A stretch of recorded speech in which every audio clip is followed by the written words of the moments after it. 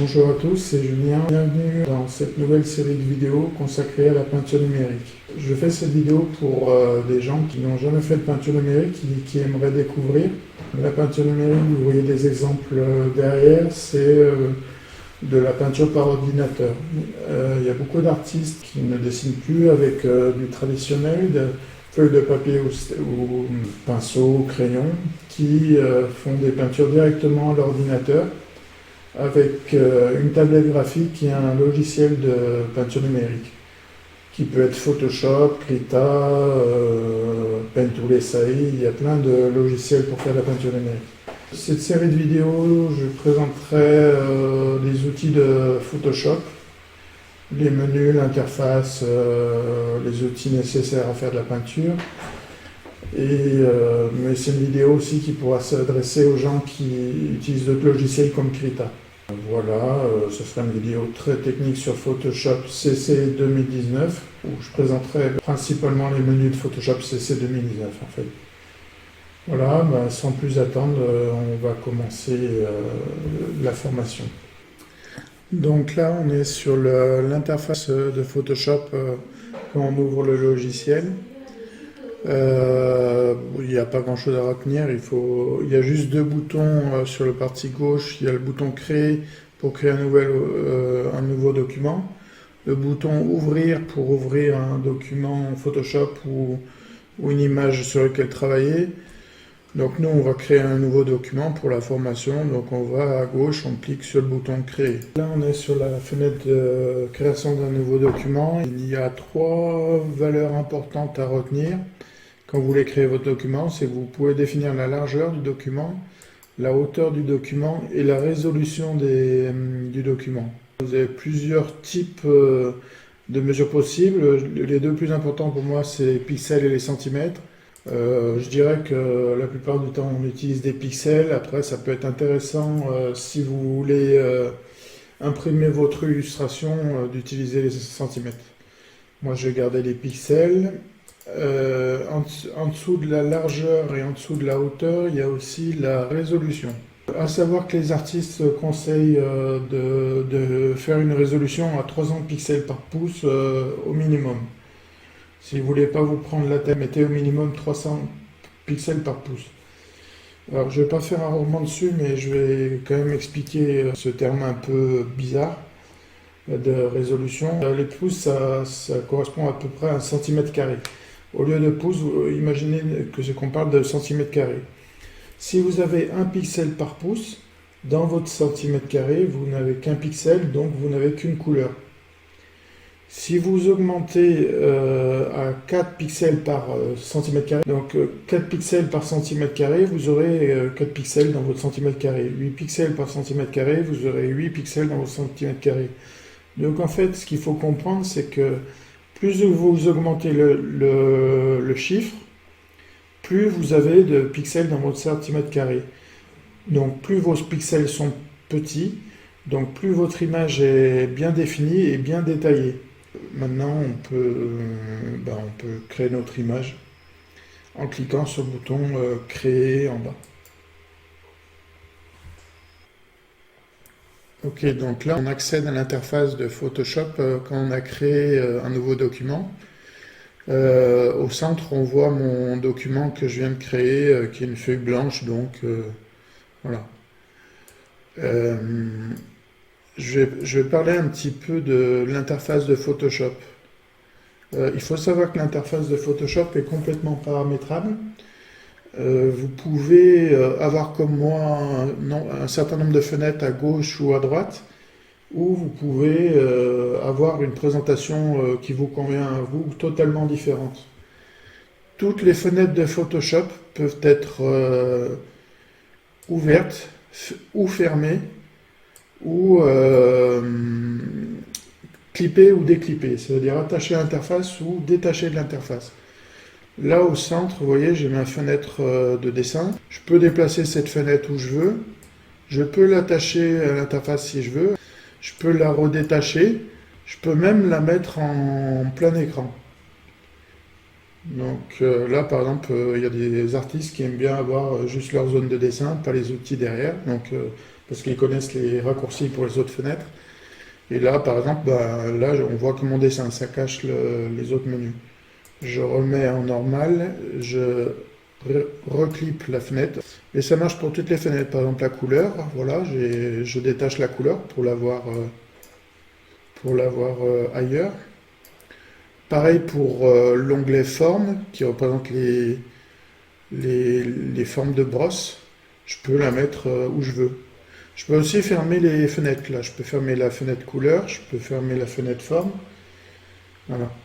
Quand vous voulez réafficher une fenêtre parce qu'elle est importante pour vous, il y a le menu fenêtre qui est l'avant-dernier menu en haut. Dans le menu fenêtre, vous avez l'ensemble des fenêtres qui peuvent être affichées ici. On voit les fenêtres qui sont affichées avec une coche à gauche du nom de la fenêtre. Par exemple, j'ai la fenêtre calque d'afficher en bas à droite. J'ai la fenêtre historique qui est affichée ici. J'ai la fenêtre navigation qui est affichée ici. Là, si je veux réafficher ma fenêtre couleur, je clique sur la ligne couleur. Et ma fenêtre est à nouveau visible. Si je veux replacer la fenêtre de couleur à son emplacement d'origine, je clique sur l'entête avec le bouton gauche de ma souris. Je déplace ma fenêtre. Et quand je vois la barre bleue apparaître en haut, j'enlève le doigt du bouton gauche de la souris. Pareil sur la fenêtre de forme, je vais afficher ma fenêtre de forme, donc je clique sur le menu en haut, fenêtre. Je descends sur la ligne forme, je clique sur les lignes forme. Je clique avec le bouton gauche sur l'entête de la fenêtre. Tout en maintenant le bouton gauche, je déplace la fenêtre jusqu'à son emplacement d'origine et quand je vois apparaître le cadre bleu, je relâche le bouton gauche. Dernière chose sur les interfaces, la disposition des fenêtres que vous avez faites est sauvegardée chaque fois que vous fermez Photoshop. Vous n'avez pas besoin de cliquer sur un menu pour enregistrer, il vous suffit de fermer Photoshop, de le réouvrir et la disposition que vous avez mis en place a été conservée. Maintenant, on va voir les outils. Donc la barre d'outils, c'est cette barre verticale où vous voyez tout un tas d'outils pour le dessin. Je vais parler d'abord de 3 outils particuliers parce que c'est les outils qu'on utilise tout le temps. Le premier outil, c'est l'outil pinceau. Le pinceau, c'est ce qui permet de dessiner. On voit l'icône sélectionnée ici.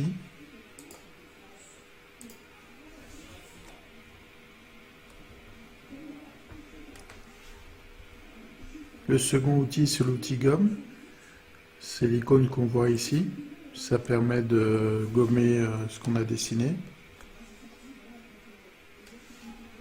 Le troisième outil, c'est l'outil pipette qui permet de récupérer des couleurs dans l'illustration.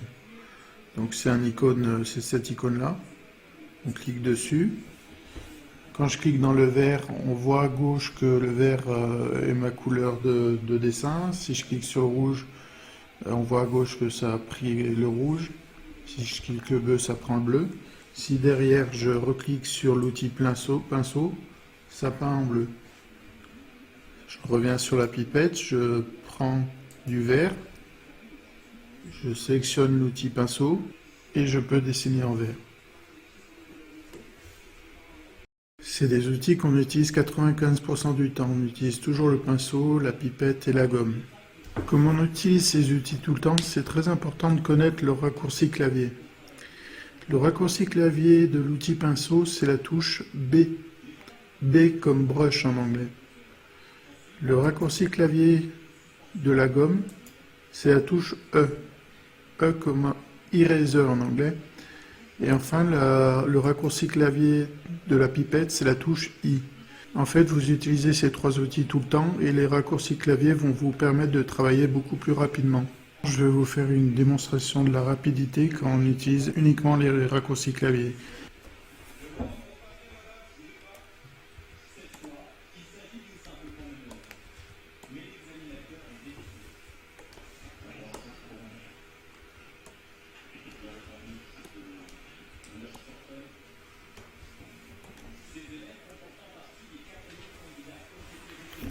Donc vous voyez qu'on peut dessiner très rapidement quand on n'utilise que les raccourcis clavier. Quand vous ferez des illustrations, votre illustration comportera peut-être des centaines, voire des milliers d'actions. des milliers d'utilisations du pinceau, des milliers d'utilisations de la gomme, de la pipette, et on doit bien dessiner 2, voire 3, 4, 5, voire 10 fois plus vite, quand on connaît bien ces raccourcis clavier et qu'on les utilise. Ce qui est intéressant aussi avec ces raccourcis, c'est qu'ils sont paramétrables dans Photoshop. Si vous regardez votre clavier, le bouton E de la gomme, le bouton B de la brosse et le bouton I de la pipette sont assez éloignés les uns des autres. De mon côté, j'ai préféré avoir 3 boutons rapprochés. Et j'ai mis ma brosse sur la touche H, ma gomme sur la touche J et ma pipette sur la touche K. Pour changer les touches de raccourci clavier, vous pouvez aller sur le menu d'en haut Édition. Tout en bas, vous avez un menu raccourci clavier. Le menu se présente comme ça. On peut avoir plusieurs types de raccourcis, pas que pour les outils.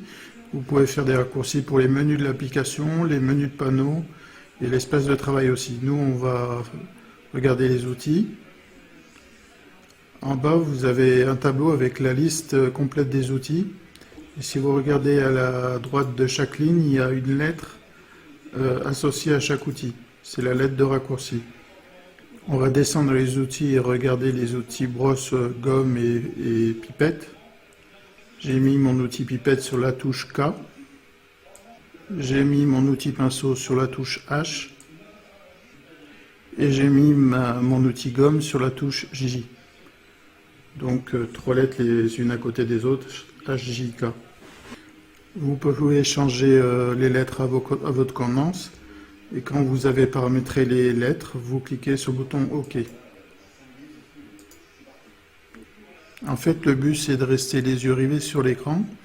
Moi, je suis gaucher, donc mon stylet, je le tiens de la main gauche. Et ma main droite reste constamment sur mon clavier, sur les 3 lettres H, J, K, les unes à côté des autres. Donc, mon œil ne quitte jamais mon dessin. Ma main gauche reste constamment sur ma zone de dessin. Et ma main droite reste constamment sur les 3 touches H, J, K. Ce qui me permet de switcher d'un outil à l'autre très rapidement. Dernier point sur les raccourcis. Si vous avez des tablettes sans écran, de la gamme Wacom Intuos ou d'une marque chinoise, les tablettes sans écran ont souvent des boutons sur leur côté. Vous pouvez aussi paramétrer la brosse, la gomme et la pipette avec ces boutons.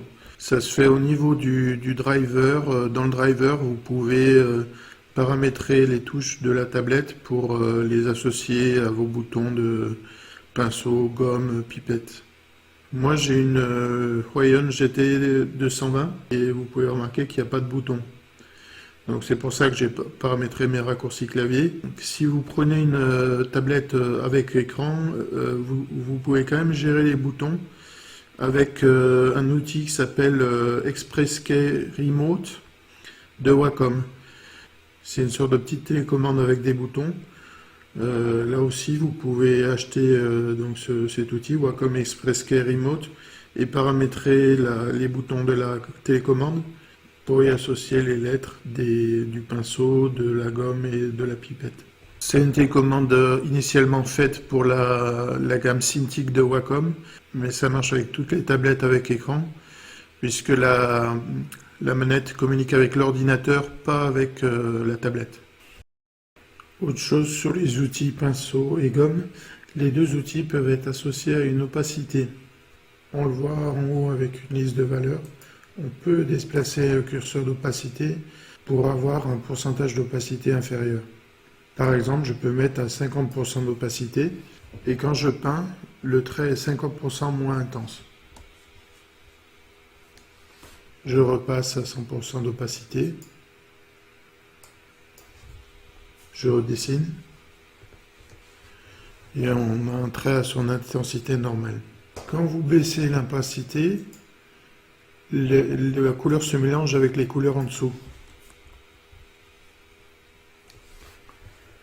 L'opacité est gérable par des raccourcis clavier aussi. Vous pouvez gérer votre opacité par le pavé numérique à droite de votre clavier. Pour avoir 100% d'opacité, il faut cliquer sur la touche 0. Pour avoir 50% d'opacité, il faut cliquer sur la touche 5. Pour avoir 20% d'opacité, il faut cliquer sur la touche 2. Si vous voulez avoir une opacité à 65, vous tapez 6,5. Et pour revenir à 100%, la touche 0. La gomme aussi fonctionne avec le même principe d'opacité. Donc soit vous vous servez du curseur en haut, et là encore c'est beaucoup plus rapide d'utiliser le pavé numérique. Je veux gommer à 100% de la capacité de la gomme, je clique sur la touche 0. Je veux gommer à 30% de capacité de la gomme, je clique sur la touche 3. À 10% la touche 1. Et à 100%, je remets la touche 0. Comme pour les touches pinceau, gomme et pipette, c'est très utile d'utiliser le pavé numérique pour la gestion de l'opacité. Maintenant, on va parler de l'historique de Photoshop. Sur la partie droite, vous voyez une fenêtre qui s'appelle Historique. Chaque action faite sur votre peinture est consignée dans l'historique. Quand je trace un coup de pinceau, on voit une ligne apparaître dans l'historique appelée pinceau. Ici. Je trace une nouvelle ligne, on voit à nouveau une ligne appelée pinceau, etc. Ça marche pour toute action faite sur votre dessin. Quand je sélectionne la gomme, pareil, on voit la gomme apparaître dans l'historique. Si je sélectionne la pipette et que je fais un nouveau coup de pinceau, ça apparaît dans l'historique. S'il y a des actions que vous voulez annuler, vous pouvez remonter dans l'historique en cliquant sur les lignes. On voit que le fait de remonter sur les lignes me permet d'annuler les actions. Si je suis satisfait de mon travail, je peux retourner sur la dernière ligne et toutes les dernières actions sont réaffichées. Par défaut, Photoshop est paramétré à 50 actions d'historique. Vous ne pouvez pas remonter à plus de 50 actions d'historique. Je ne suis pas sûr du chiffre, mais je crois que c'est 50. C'est quelque chose que vous pouvez paramétrer dans Photoshop. Vous pouvez monter les valeurs d'historique à 100 actions, 200 actions. C'est quelque chose que vous pouvez changer. Vous pouvez aussi annuler vos actions en utilisant la touche CTRL Z. Je maintiens la touche CTRL et j'appuie sur Z.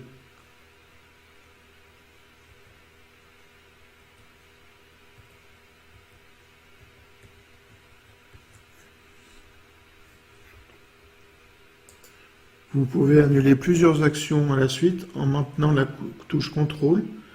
Et tout en maintenant la touche CTRL, vous cliquez sur Z plusieurs fois. Vous conservez la touche CTRL et vous cliquez plusieurs fois sur Z.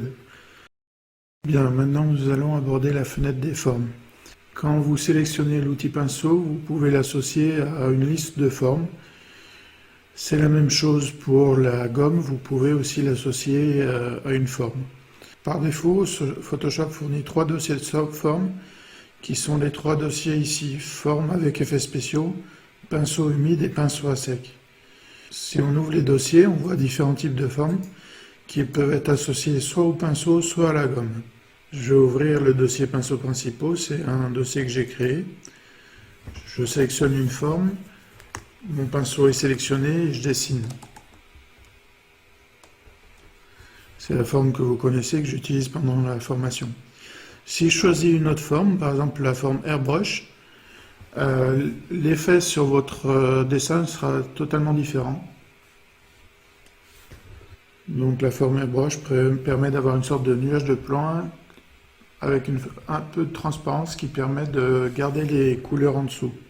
Vous avez des formes totalement différentes qui donnent un effet totalement différent. Je prends la forme Digimane, j'augmente la taille de mon pinceau.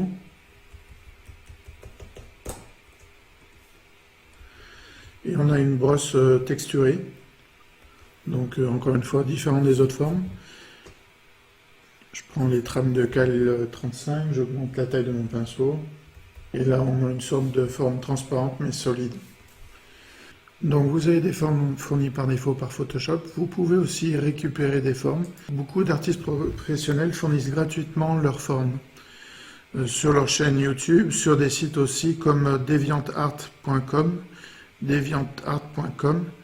Des artistes fournissent gratuitement vos formes, donc vous n'avez pas forcément besoin de créer vos formes vous-même. On voit ici que j'ai la liste des brosses de Aaron Griffin. peut sélectionner une de ces brosses. Et dessiner avec. On peut avoir des formes très différentes. Les formes sont paramétrables et peuvent être de formats très différents. Vous pouvez récupérer des formes sur Internet. Les fichiers formes sont les fichiers .abr. C'est des fichiers qui ont une extension .abr. Pour ajouter une forme récupérée sur Internet, vous cliquez en haut à droite sur le bouton avec les 4 barres horizontales et vous descendez et vous sélectionnez Importer des formes.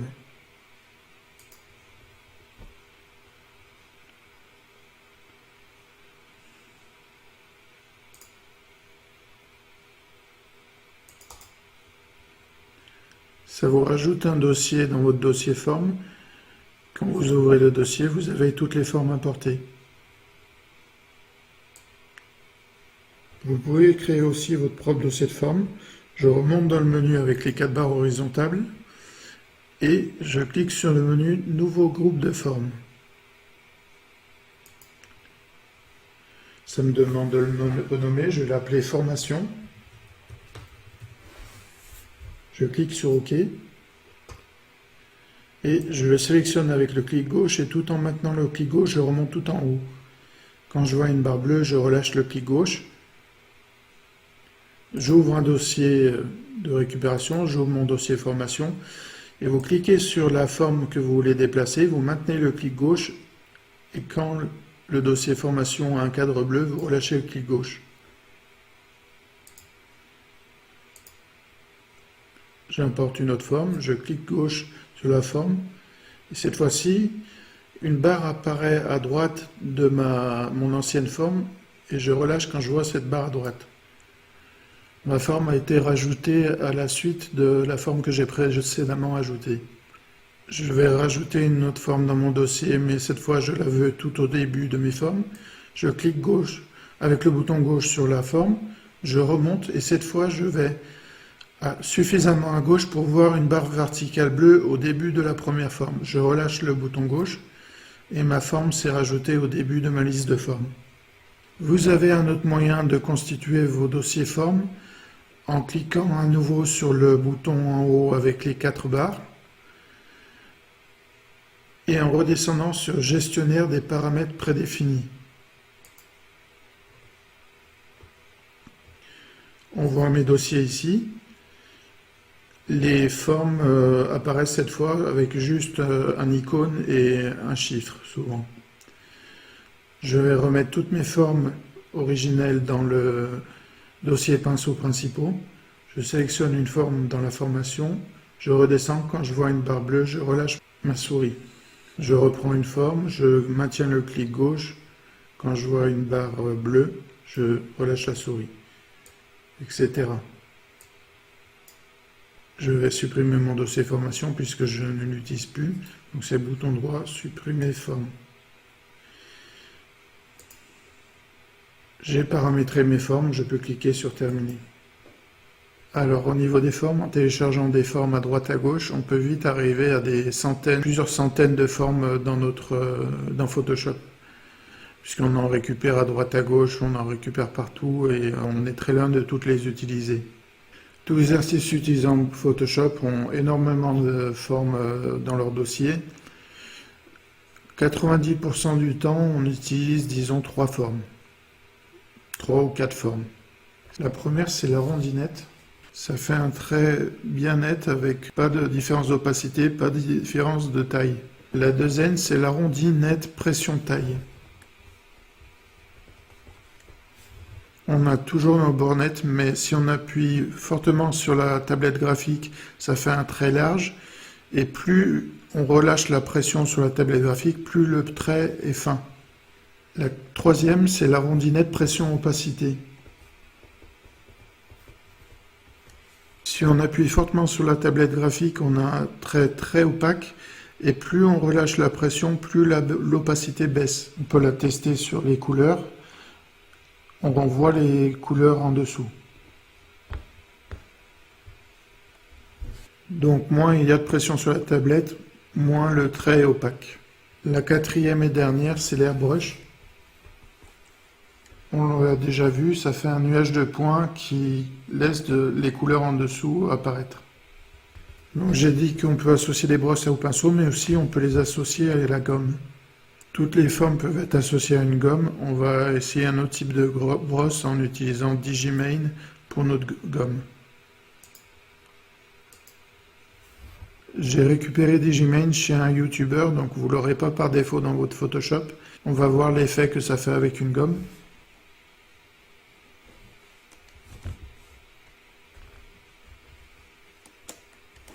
Donc c'est une forme texturée et avec gestion de l'opacité. Moins j'appuie, moins la texture est compacte. Plus j'appuie, plus la texture est compacte. Vous pouvez explorer les brushes fournies par Photoshop, faire des tests, voir celles que vous préférez et vous créer vos propres dossiers de favoris. Dans la description de la vidéo, je vous fournis aussi l'ensemble des brosses que j'ai collectées à travers les années. C'est des brosses fournies gratuitement par les artistes, donc vous pouvez les utiliser. Je vous invite à regarder dans la description de la vidéo. Vous y verrez le lien vers un fichier zip qui contient un ensemble de fichiers ABR. Dernière chose sur les brosses, vous pouvez changer la taille de la brosse avec le menu qui est en haut. La brosse sélectionnée fait 800 pixels. Donc ça représente ça. Je peux baisser la taille en la mettant à 84 pixels. Pour la taille de la brosse, il y a des raccourcis clavier aussi. Alors, dans la doc de Photoshop, il est indiqué que pour réduire la brosse, c'est la touche virgule, qui est juste au-dessus de la touche d'espace, et pour augmenter la taille de la brosse, c'est la touche point virgule. Personnellement, je ne sais pas si c'est moi qui ai changé ou si ça a été toujours comme ça.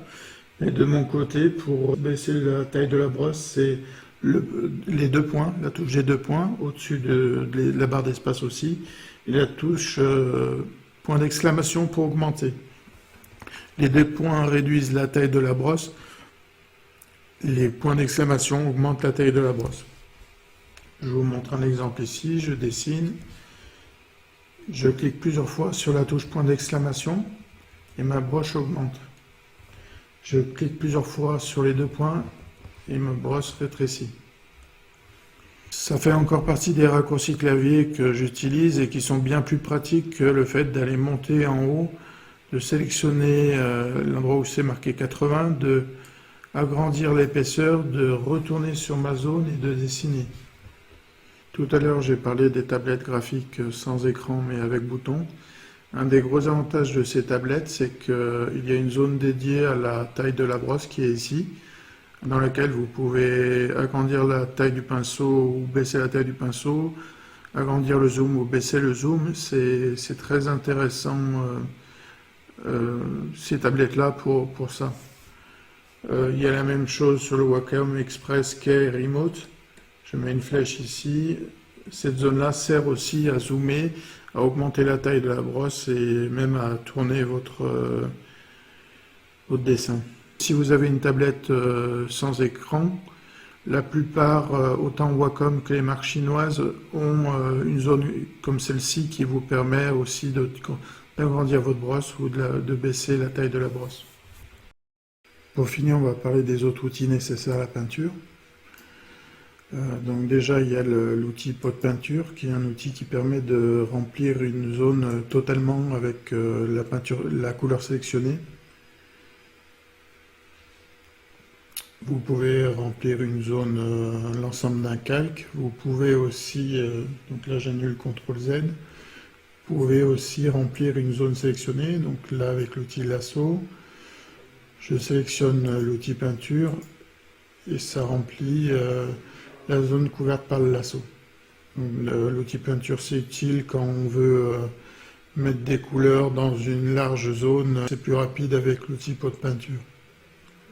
On va maintenant regarder l'outil lasso. Vous avez un premier type de lasso, on dirait que c'est un lasso un peu organique. Vous pouvez sélectionner des courbes, vous pouvez faire des courbes, des creux. Vous pouvez faire une première sélection, vous pouvez aussi rajouter des éléments dans une sélection. Quand vous maintenez la touche Shift, l'icône icône devant votre curseur affiche un plus. C'est-à-dire que si vous refaites une nouvelle sélection, les éléments de cette nouvelle sélection seront rajoutés à la sélection d'origine. Je maintiens la touche Shift, c'est la touche avec une barre vers le haut au-dessus de la touche Contrôle. Je maintiens Shift. J'ai un plus qui apparaît sur mon icône associée à mon curseur. Et tout en maintenant la touche Shift, je fais une nouvelle sélection. Quand j'ai fermé mon lasso, ça a rajouté la nouvelle sélection dans la sélection d'origine. Je maintiens Shift, je fais une sélection et ça rajoute des éléments à la sélection. Même chose quand vous voulez enlever des éléments de la sélection, vous maintenez la touche Alt appuyée, ça fait apparaître un moins à côté de votre icône du curseur et tout en maintenant la touche Alt, vous refaites une sélection. Cette fois-ci, la nouvelle sélection sera soustraite à la sélection d'origine. Je vais rajouter différentes sélections en dehors de ma sélection d'origine. On peut noter que quand on sélectionne l'outil pot de peinture et qu'on met le pot de peinture dans une des sélections, toutes les sélections sont remplies avec la couleur. Ici, on a 4 sélections. 4 zones sélectionnées. Il me suffit de mettre le pot de peinture dans une des 4 sélections pour remplir toutes les 4 sélections. Deuxième type de sélection possible, c'est le lasso polygonal. On clique sur le petit triangle en bas à droite de l'outil lasso, on maintient le petit triangle appuyé et c'est le deuxième choix de lasso dans la sélection, outil lasso polygonal. Le lasso polygonal va faire une sélection par des polygones, donc par des traits, par des lignes. On est plus une sélection par ligne, par polygone, par rectangle, etc. Il fonctionne comme le lasso normal. Quand on clique Shift, on peut rajouter des éléments à la sélection. Et quand on maintient la touche Alt, on peut enlever des éléments à la sélection.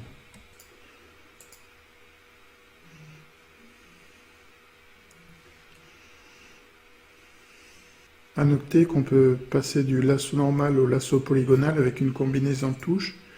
Imaginons qu'on commence avec notre lasso organique. Je maintiens mon stylet appuyé sur la tablette graphique et je clique sur les touches Shift et Alt. Donc la flèche vers le haut et Alt. J'enlève mon stylet de la tablette graphique et je me positionne ailleurs. Je me positionne ailleurs. Le fait de maintenir Shift et Alt, je suis passé au lasso polygonal. Je clique sur la surface, je maintiens mon stylet appuyé sur la surface de la tablette graphique et j'enlève le Shift et le Alt. Et là, je suis repassé à mon lasso organique. Je clique à nouveau sur Shift et Alt, je maintiens les 2 touches enfoncées et j'enlève mon stylet de la surface et je suis passé au lasso polygonal. Donc c'est assez intéressant de savoir qu'on peut combiner les deux, le lasso organique et le lasso polygonal, dans notre travail de sélection.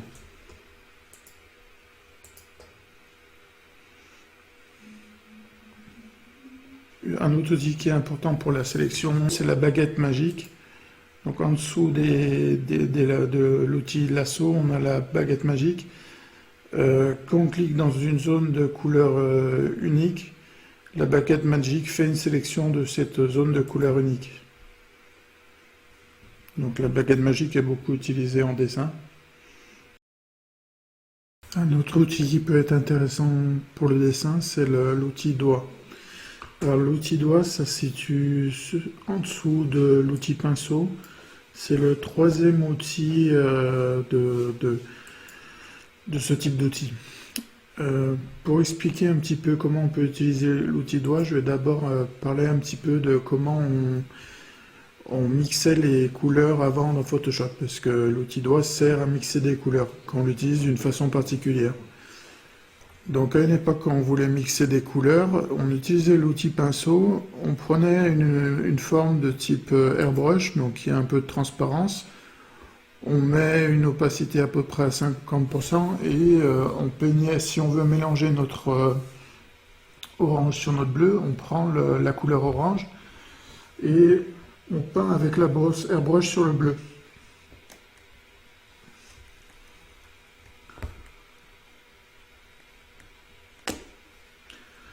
On reprenait du bleu, cette fois-ci on peignait sur la zone orange.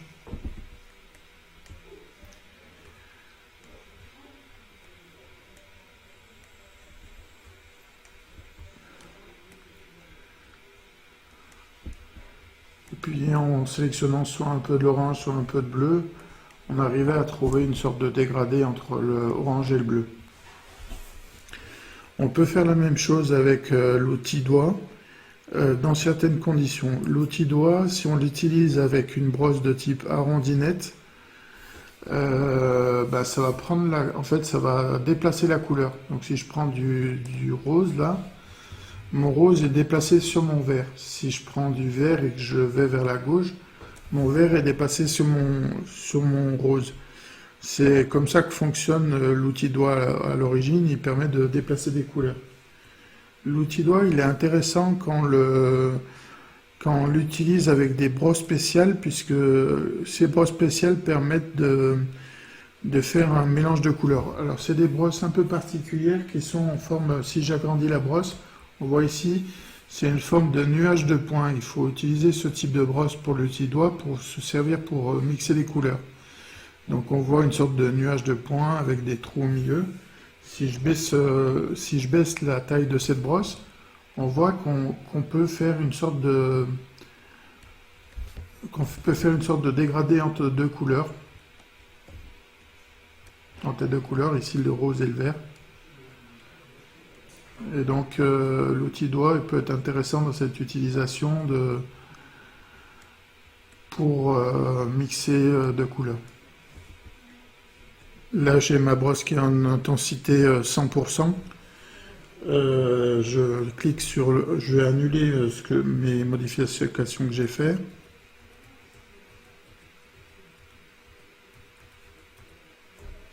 J'ai utilisé l'outil doigt en intensité 100%. On peut baisser l'intensité, pareil avec le clavier numérique, par exemple en intensité 50%. Et là, on devrait peut-être voir un meilleur mariage de couleurs.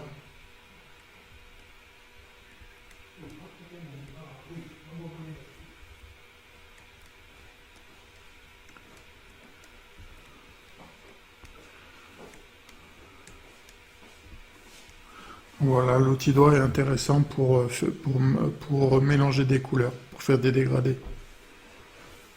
En dessous de l'outil doigt, on a trois outils aussi qui peuvent être intéressants pour la peinture numérique aussi. C'est l'outil densité moins, l'outil densité plus et l'outil éponge. Alors, qu'est-ce que fait l'outil densité moins? Il éclaircit les couleurs. Je vous montre un exemple sur la couleur bleue. J'ai sélectionné l'outil densité moins ici. Et je vais appliquer mon outil densité moins sur ma couleur bleue. Donc on voit que l'outil densité moins a éclairci énormément les couleurs. L'outil densité plus fait l'inverse, il assombrit les couleurs. Donc là, si je fais un essai sur ma couleur rose, on voit que le rose est extrêmement noirci. Ce que je trouve intéressant, c'est l'outil éponge qui, lui, sature les couleurs. Donc ça, c'est très intéressant, cet outil pour saturer des couleurs. Donc je vais sur mon orange, j'applique plusieurs fois dessus, et on voit que l'orange devient bien plus saturé sur les zones où j'ai passé mon pinceau. Pareil sur le vert, je passe dessus mon pinceau, et le vert est pas mal saturé. Donc c'est des outils de correction qui peuvent être intéressants aussi. Maintenant on va parler d'un outil qui est pas mal utilisé notamment dans la phase de dessin, c'est l'outil de déplacement tout en haut des outils. C'est des outils que j'utilise pas mal personnellement quand je dessine, quand je suis dans la phase dessin, donc la phase croquis, avant d'aller dans la phase peinture, parce que mon dessin, par exemple, si je fais un dessin de personnage, ça se peut que j'ai des problèmes anatomiques. Je me rends compte, par exemple, si je fais un visage, que le nez peut être trop bas, la bouche peut être trop haut, etc. Donc j'utilise pas mal avec l'outil lasso dans la phase croquis. Donc souvent ce que je fais, c'est que je sélectionne avec le lasso une partie de mon dessin. Ici, je vais sélectionner cette partie-là. Et après, j'utilise l'outil déplacement pour déplacer la partie de mon dessin que je veux déplacer. Encore une fois, c'est très utile dans la phase croquis. Donc, c'est un outil que j'utilise souvent et j'en profite pour dire que j'ai oublié de dire le raccourci clavier du lasso. Le raccourci clavier du lasso, c'est la touche L. L comme Luc. L. Le raccourci clavier de l'outil déplacement, c'est la touche V. Quand on fait des croquis, autant le lasso que le déplacement, on l'utilise beaucoup. Donc voilà, là, j'ai sélectionné. Donc moi je l'utilise souvent avec le lasso, comme je dis.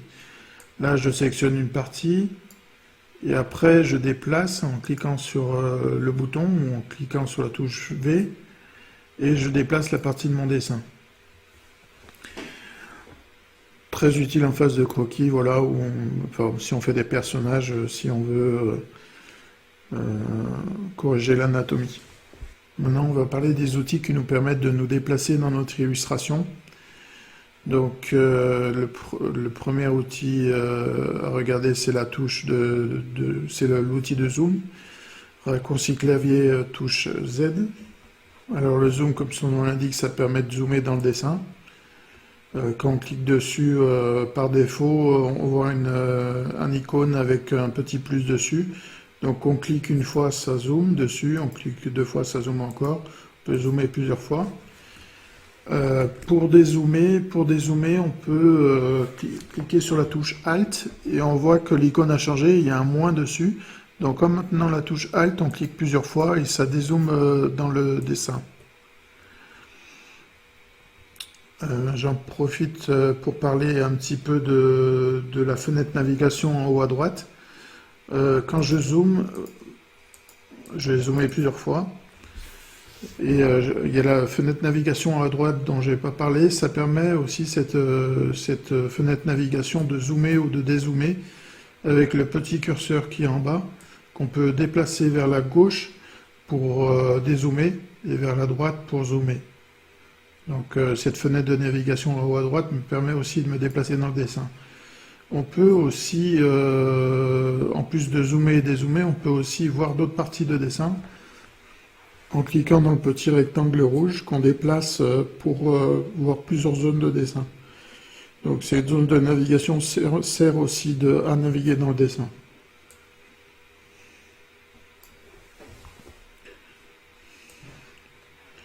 Il y a aussi des menus pour zoomer dans le dessin, c'est dans le menu affichage. On a zoom avant ou zoom arrière. Donc zoom avant, ça permet de zoomer vers l'avant. Zoom arrière, ça permet de dézoomer. Dans le menu d'affichage, il y a aussi des options taille écran. Donc la taille écran, ça met notre dessin à la taille maximum pour qu'il apparaisse en entier dans l'écran. On a d'autres types d'affichage qui sont l'affichage 100%, c'est à la vraie taille du dessin, ou de 100%, ou taille d'impression, qui est la taille de l'impression finale. C'est-à-dire que si vous imprimez votre dessin, la taille d'impression vous permet de voir la taille finale de votre dessin. On a vu le zoom. On a vu la navigation, à savoir qu'il y a aussi une touche qui s'appelle l'outil main. L'outil main peut être activé automatiquement en maintenant la touche espace enfoncé. C'est-à-dire que vous êtes dans votre dessin, vous dessinez, je dessine sur mon dessin, et en maintenant la touche espace, je vois une petite main apparaître et quand je clique sur le dessin et que je maintiens le clic en allant à gauche ou à droite, je me déplace dans le dessin. Donc c'est très pratique pour dessiner parce que vous pouvez faire des coups de pinceau, cliquer sur espace, cliquer sur la tablette graphique, vous déplacer dans le dessin et à nouveau en relâchant la touche espace, reprendre l'outil pinceau.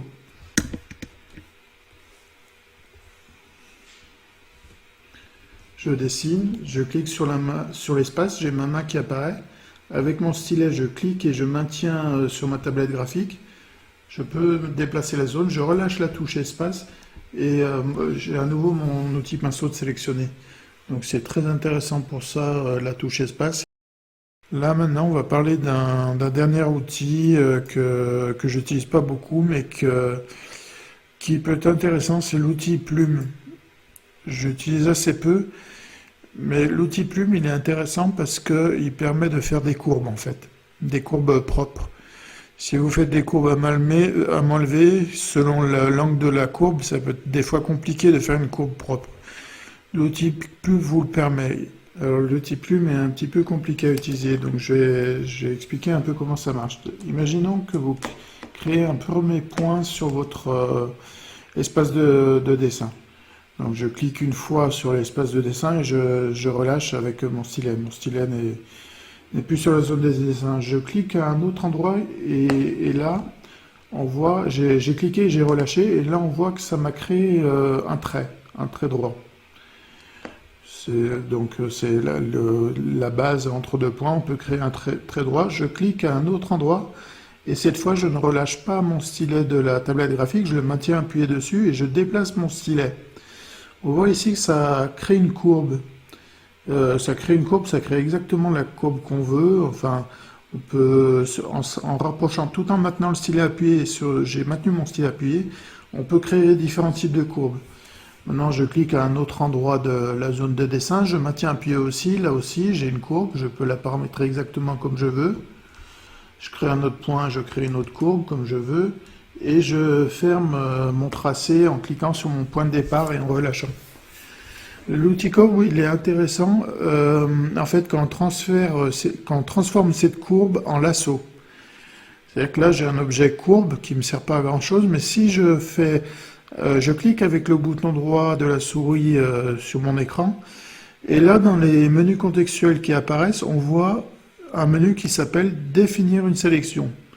C'est le 4e menu, j'ai cliqué sur le bouton droit, j'ai un menu du contextuel et dessus ça apparaît « Définir une sélection ». Je choisis « Définir une sélection », je clique sur « OK » et ma courbe s'est transformée en sélection lasso. C'est là qu'il est intéressant l'outil courbe, parce que là je sélectionne par exemple un pot de peinture, je remplis ma sélection de pot de peinture, je désélectionne. Alors pour désélectionner, vous voyez, vous m'avez peut-être vu le faire dans la formation, il y a un menu tout en haut qui s'appelle sélection, on peut désélectionner ou tout sélectionner, on peut même intervertir. J'en parlerai pas tout de suite, mais là je peux désélectionner par exemple. Et donc là, on a vraiment, quand j'ai désélectionné, on voit que ça crée vraiment, grâce à mon pot de peinture qui a rempli ma sélection, ça crée vraiment une forme avec des courbes nettes, précises, jolies à voir.